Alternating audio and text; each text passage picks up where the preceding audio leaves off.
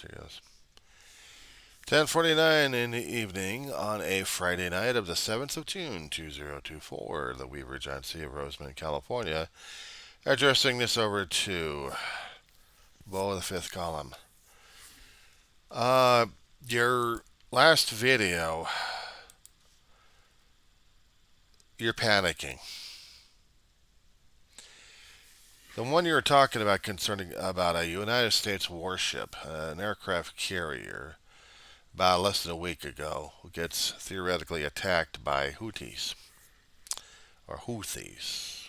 Houthis? Heathis? I don't know. And you're trying to tell people and warn them off regarding caution. Well, it's like your tone of the video was not calming, informative. You had panic in your voice and too much stress in it. At this point, you're trying to tell a person who's having a heart attack not to have a heart attack. Just chill out. Or worse than that, if you're going to tell them that you're having a headache at this point, use something to hit you upside the head with. That's your point. You're telling people to calm down and don't panic over misinformation. Well, that's a good thing, but how are you doing it is a different story altogether. And keep this in mind. How fast was it that we heard about? I'm not talking about the Vietnam era. I'm talking about the USS Cole 2000 when it got attacked and got nearly hulled with an explosion. You forgot about that one, dude. Before we actually had 9/11 hit us, we had the USS Cole get damaged. She was lucky enough to barely float and get repairs necessary for the ship, hopefully to salvage it. Thank God they didn't have to scuttle the ship. But it was traumatic enough that sailors got injured. I don't know if there was any deaths on it or not. I need to research that. But how you were presenting the news to your followers out there and trying not to get them panicking, you just panicked the bull right into the shop without even realizing it.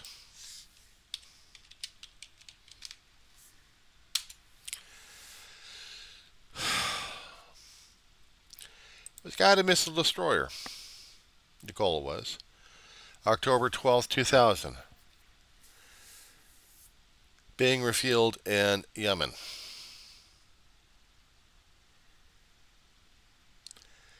There was a small boat that came up to it and blew the hell out of it. You can Google this information. Get it through the FBI Gov, Britannica.com,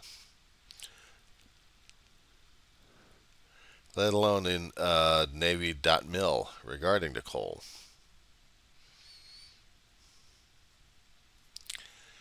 When this ship was attacked, they did have to have some time to get it through the press and let the public know what happened.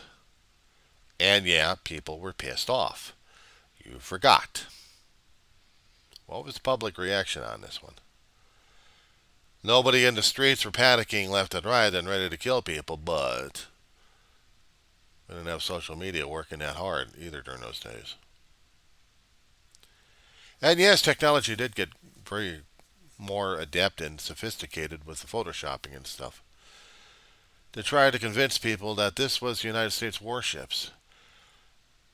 But another thing, keep this in mind. We don't keep this kind of this information secret from the public. Because there always will be somebody to actually reveal that information one way or another. But it's going to be up to the commander-in-chief that the information is going to be relayed. It goes down to the SecNav, and it goes down actually to SecDev, Secretary of Defense, then down to the Secretary of Navy, also to the Public Informations Officer to make sure that this information is going to get put out. If I'm not mistaken, they also have a press secretary. The Pentagon will be having their John Kirby up there to talk about the thing. Did we hear anything from John Kirby? And if the aircraft carrier was indeed attacked, I'm saying if, or an aircraft carrier was attacked, we're going to have a major response. Yes. Because we will find out who they are and we will blow them to hell. It's that simple. They can make all the claims they want. They want us to get into a major shooting war. Whoever's doing the manipulation of the energy of the information. And yes, this is why we have cyber units tracking this stuff. If it's legitimate, if the information was actually legitimate, we would have had multiple sources verifying this. You don't attack a U.S. warship and keep it secret. No, if these guys were going to do it, they'd be mouthing off like crazy saying, look what we did, look what we did. And once the United States government has already identified these people, they're dead. It's that simple. But we would tell the public what happened. They'll give them a cover story. But they'll tell them that they got attacked. And Biden is not going to keep this information secret if the Eisenhower was ever attacked or any other U.S. military vessel. They would do what they can to minimize the damage. Not to mention do a public affairs, public announcement on this one. Because they would know that if a United States warship got ever attacked and there was people injured, you know the information is going to be transferred back over to the parents, and the parents and families are going to be going nuts over the situation. And they would be leaking out the information one way or another. But no information ever came out, did they? So my question to you, Beau, why the hell are we talking about this damn shit in the first place? Oh, because social media reacted, so now we got to freak out and have a panic attack over the damn shit. But you're worried about the people having a conniption fit over here because they might believe the same information and they don't believe in the main media at this point. Well, I mean, they can only cover so much.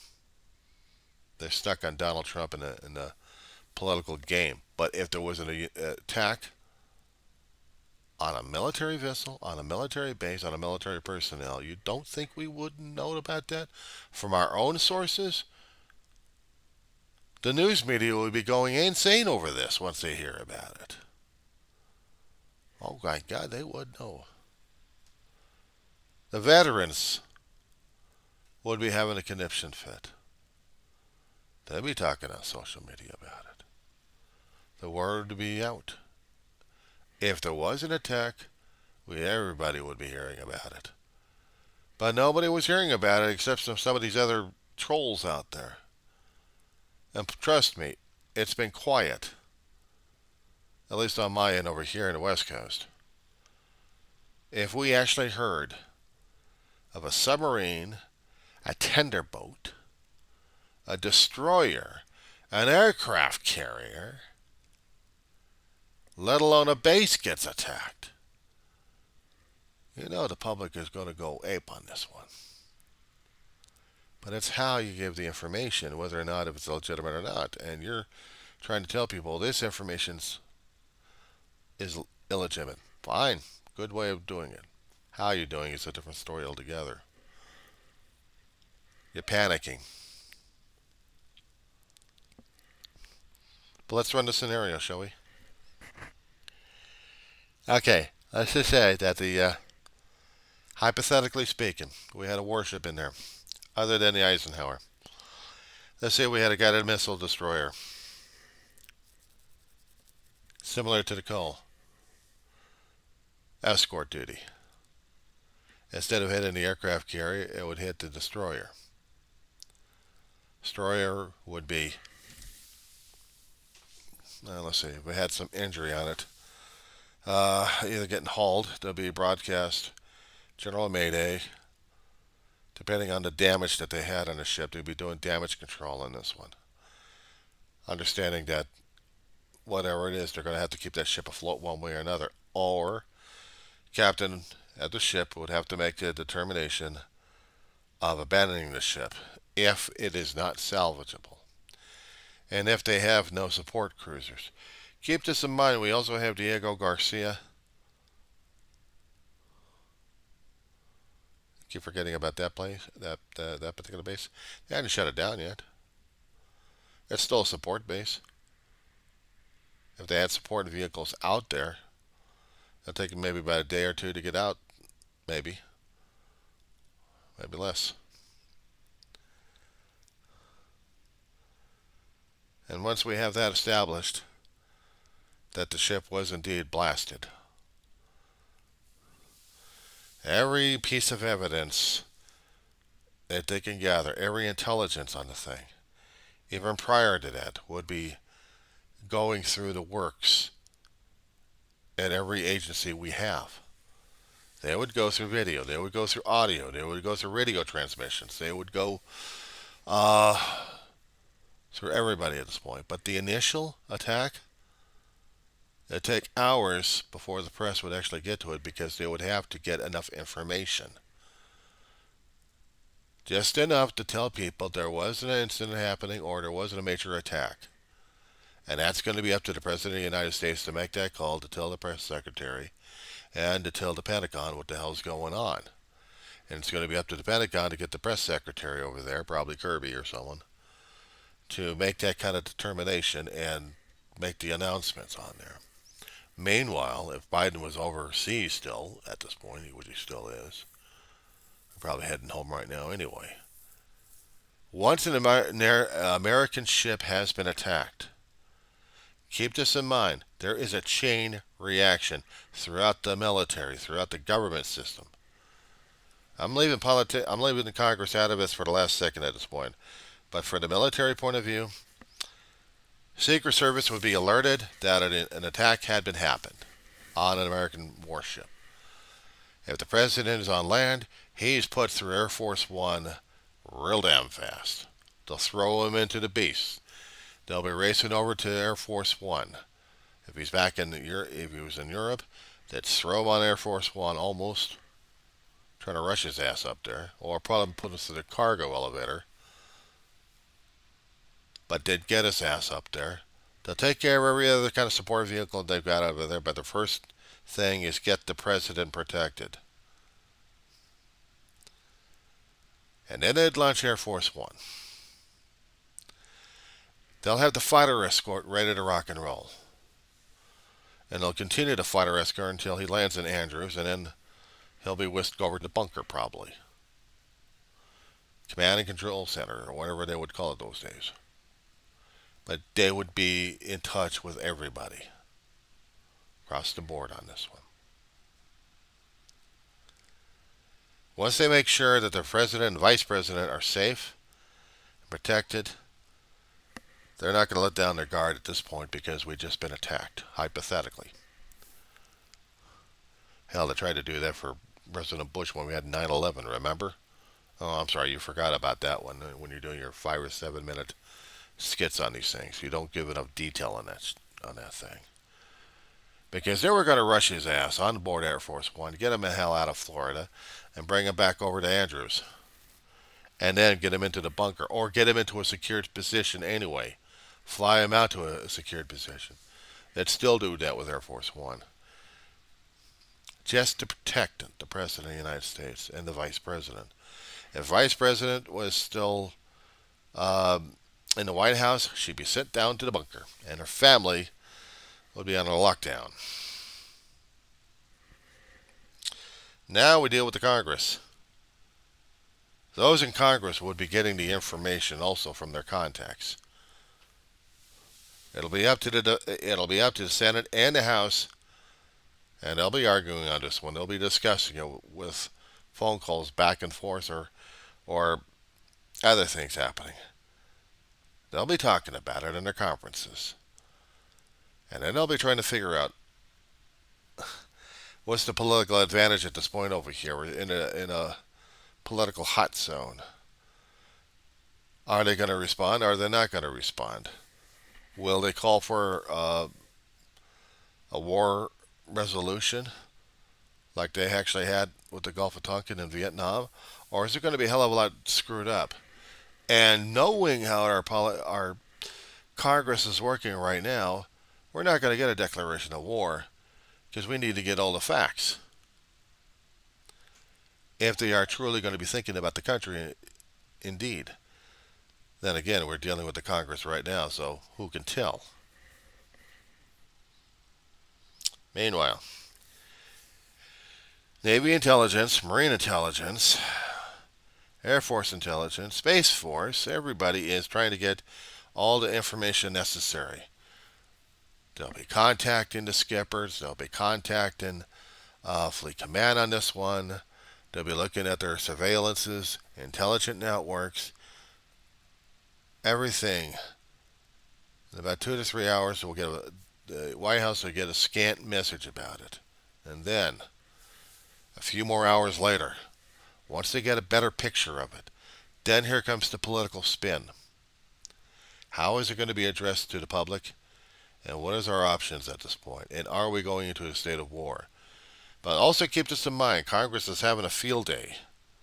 Because now they got to deal with another war situation they just got out of. We already got out of a 20-year stint. But we're already having minor things happening left and right. We got Ukraine going crazy. We're still having problems with the Houthis. There's going to be security locked down tight in the area. They'll probably be sending more warships into the area. They'll be sending more assets into the area. They're going to find out. If we're talking about this thing actually happened, okay, just keep this in mind. If they actually found out, if this actually happened, they would find out assets on the ground through their own sources if this was legitimate. If it was proven legitimate that an attack had been made on a U.S. vessel, like our supposed attack on this hypothetical situation, they wanted to aim for the aircraft carrier, they aimed at a destroyer. They basically probably took out portions of it. Maybe it's still salvageable. Maybe they're still trying to fight and trying to do damage control to keep the ship running. If they can keep the ship running and do a jury-rigged control system, maybe they can maneuver that thing out of the area. Somewhere else, that personnel can be either transferred or they can have other firefighting support vehicles coming over to help with it. Even chopper assistance on that one.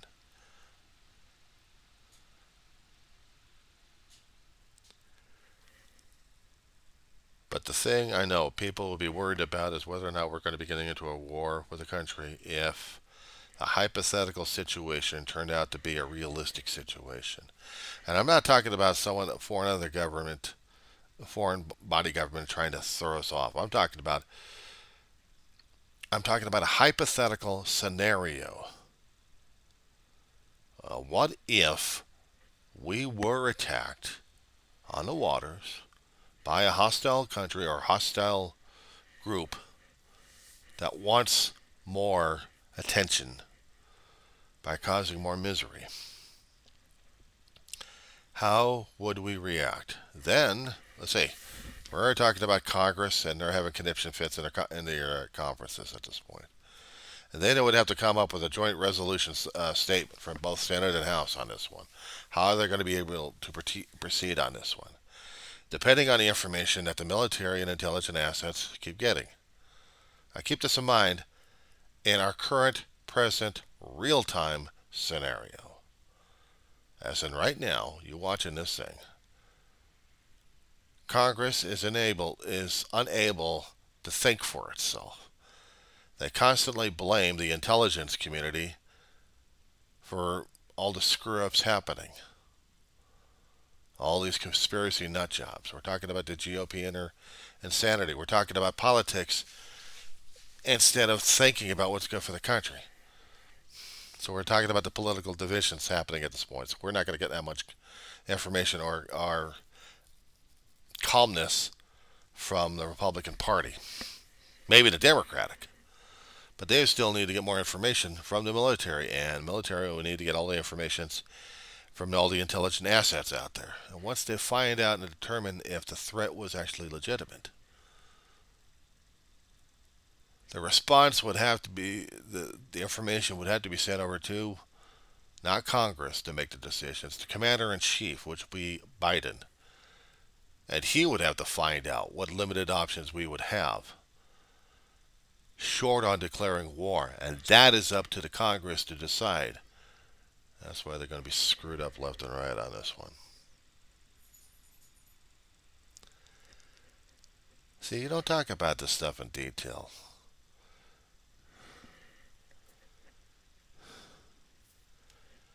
It's trying to pay attention to all this intelligent assets that they have and intelligence questions of what department would do this, what department would do that.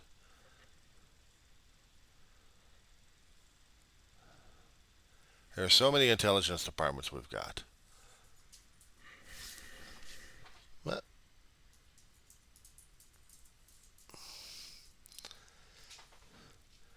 they would have to get all the information necessary for the president.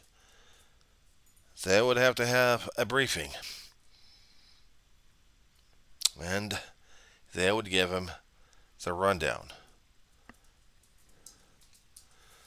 And once we got the rundown, then the president makes that call of what's going to be needed and what he's going to be asking the Congress for.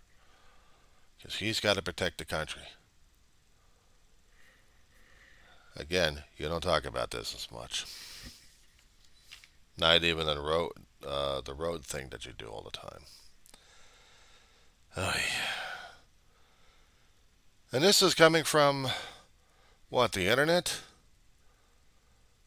The misinformation thing, and you're having a conniption fit over the damn thing. The scenario played out very well, probably have happened with the USS Cole. Within 24 hours, we would have a basis of who, what, where, why, and how. And I'm not knocking against these guys. I'm not knocking against our military and intelligent assets out there. Within 48 hours, we'll probably find out who the target is. Within 72 hours, an authorization would have made, and we would have done neutralizing. Within 96 hours, we'd probably have a press release. Or maybe less than that. But we would know.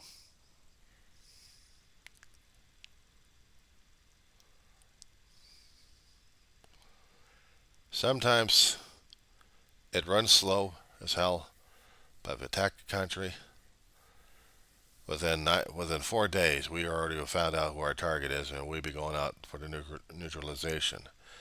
Problem is, the second Gulf War we had took about 20 years. But then again, we had a different administration. We also had different commanders in the field and in Pentagon. And we had a different enemy during the time. And we had one country that we were going to liberate anyway because of theoretical chemical, nuclear, and biological agents in there. We found out to be full of shit anyway. But Afghanistan, we thought the target was hiding out there. No, just hanging out in different places, including Pakistan, where we found the son of a bitch. 3 shots in him, and he became fish food. But that was a lot of body count for 20 years. Yeah, try to keep up track on this one. Try to keep up to speed, pal.